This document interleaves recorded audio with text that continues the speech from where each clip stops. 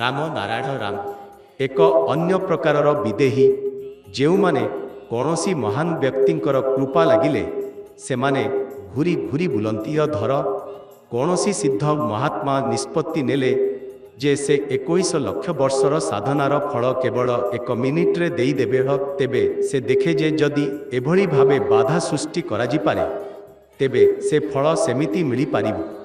ସେମାନେ କାମ, ଟଙ୍କା ପଇସା ଇତ୍ୟାଦି ଦ୍ୱାରା ବାଧା ସୃଷ୍ଟି କରିବା ପାଇଁ ବ୍ୟବସ୍ଥା କରିଥିଲେ ଓ ପ୍ରତ୍ୟେକ ଦେଶର ଏକ ନିଜସ୍ୱ ପ୍ରକୃତି ଅଛି।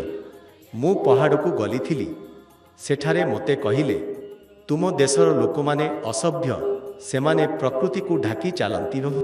ମୁଁ କହିଲି, ସେମାନେ ମଧ୍ୟ ତମକୁ ଅସଭ୍ୟ, ବାର୍ବର କହନ୍ତି। ସେଠାକୁ ଯିବାବେଳେ ମୁଁ ସବୁବେଳେ ପୋଷାକ କାଢ଼ିକି ଯାଏ ଓ ସେଥିରେ ମୋ ସହିତ ଏଠାରେ ଥିବା 2 ଜଣ ଲୋକ ଥିଲେ। ସେମାନେ ଲଜ୍ଜା ପାଉଥିଲେ। ମୁଁ କହିଲି, ଏଠି ଯିବାକୁ ହେଲେ ପୋଷାକ କାଢ଼ିବାକୁ ପଡ଼ିବ। ଯାହା ହେଉ, ସେମାନେ ବହୁତ ଲଜ୍ଜାରେ ପଛକୁ ହଟିଗଲେ। ସେମାନେ କାହାକୁ ମୁହଁ ଦେଖିପାରୁନଥିଲେ।